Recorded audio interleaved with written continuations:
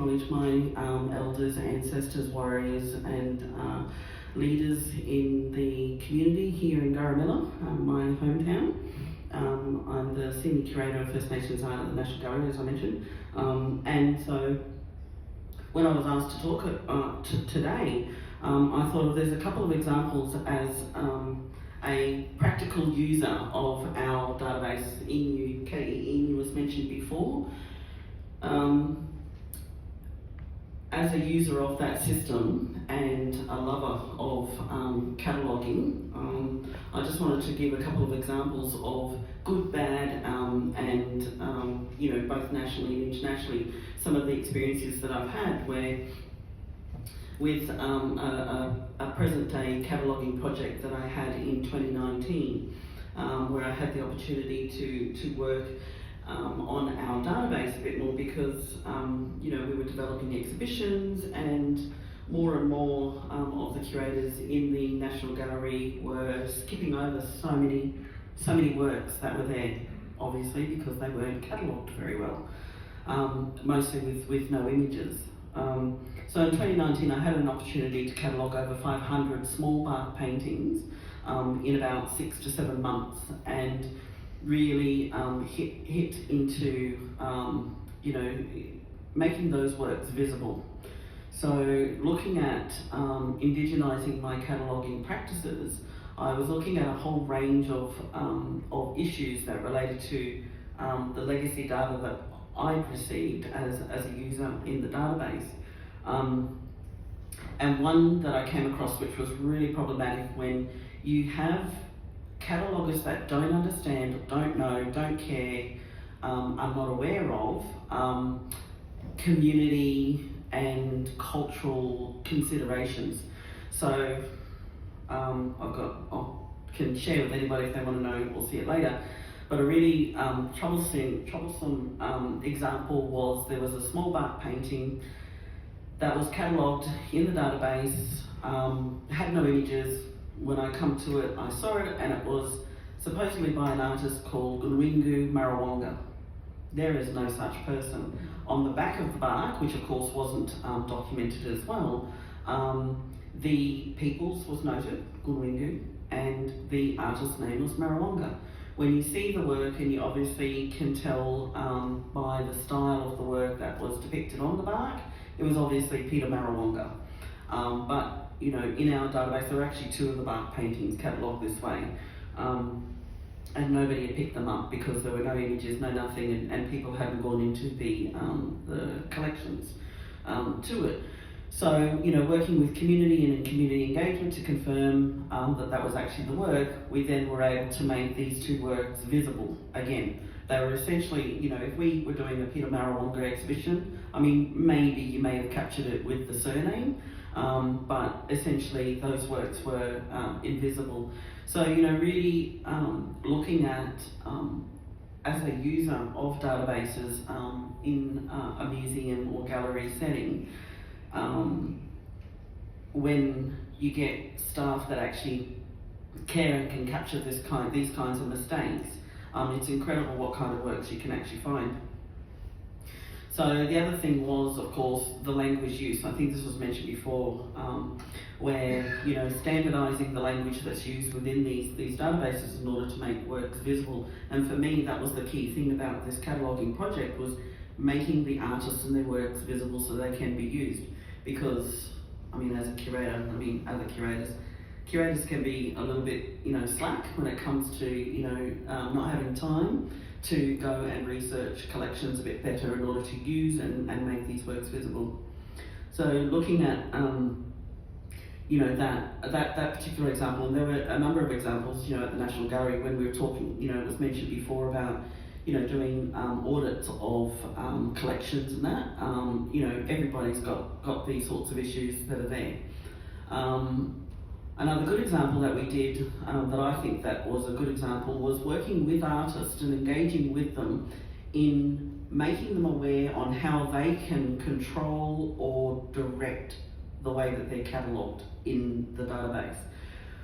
Working with Alec Tapodi, an artist from Bali Island, when he was featured in the second National Indigenous Art Triennial Undisclosed, I noticed that he was producing works, of course, with that were fiberglass, that were representations of cultural objects, and speaking to him about them, you know, looking at gender considerations with his works. It's like, you know, he'd talk about how this particular performance that he had with these particular objects, which then made their way into our collections, were traditionally done just by men, and he was then sort of telling people, you know, anyone that was coming up to look at the objects, to women, don't touch it, even though they were fiberglass and very much contemporary works. So I spoke to him about that and said that, you know, that can be catalogued and made part of the cultural requirements and protocols of this object, even though it's a contemporary art object, that if that's how it's to be used, then men only can handle or, touch these works. And so we incorporated that into our database system, and looking at all of those sort of warnings and cultural, you know, warning iconography and things like that into the database. I thought that was a really important one. And then so as part of my curatorial practice, when I was acquiring works and speaking with artists, and particularly with either gender really, talking to them and saying and asking those questions, you know, is there any gender consideration, cultural considerations for these works, whether historically or if they wanted to incorporate that in, associate it with the object today. We can make that part of the practice, the handling practice within the institution. Although it was really quite interesting when we were, the question came up when we were installing the work in Auckland. It's a large scale replica of a 19th century shark mask headdress that's in the Cambridge University Museum. The install people were asking, well, what happens if you're oh gosh, I've forgotten it, where you don't identify as a man, but you know, the gender, the other gender considerations across the board. And so, and I also asked the question of Alec as well. Our objects conservators are primarily women, so what do we do then? You know, and so we, you know, not compromise, but we were able to, put down conditions of, okay, gloves only, no skin to objects. So looking at a whole range of different ways that we can catalogue, not just the historical or the research information, but good cultural considerations today. And so whenever I speak to artists, whether they're Australian First Nations or not, I've spoken to Uriel, Eric, oh gosh, I've forgotten his last name. He's a Papua New Guinean Australian-based artist, and spoke to him about Bridgman, about his shields, and knowing that they are actually, I don't know why I was given that acquisition, but I spoke to him and said, look, I'm not comfortable with this because I know that culturally that these were, you know, used by men, used in particular settings. How does he want that documented, and how he wants that used for the objects in our collection? So, you know, again, it's men's only, and the staff have been really good in educating them and saying, you know, if these cultural requirements are part of it, then you need to follow it to the law.